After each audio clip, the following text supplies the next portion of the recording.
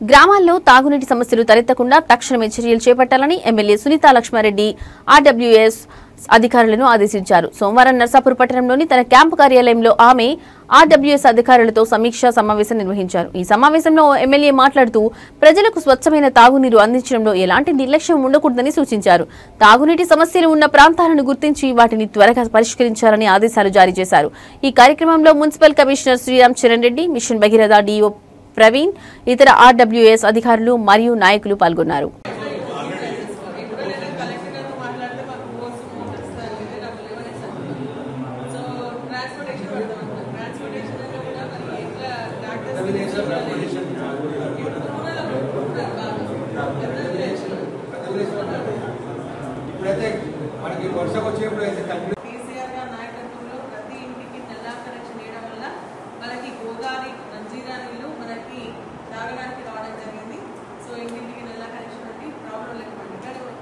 అది కూడా ప్రాబ్లం వచ్చి మెయింటెనెన్స్ ప్రాబ్లం వస్తుంది.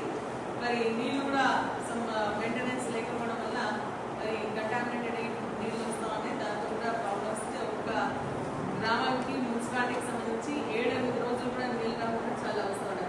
మరి మిషన్ దగ్గర నీళ్ళు వచ్చి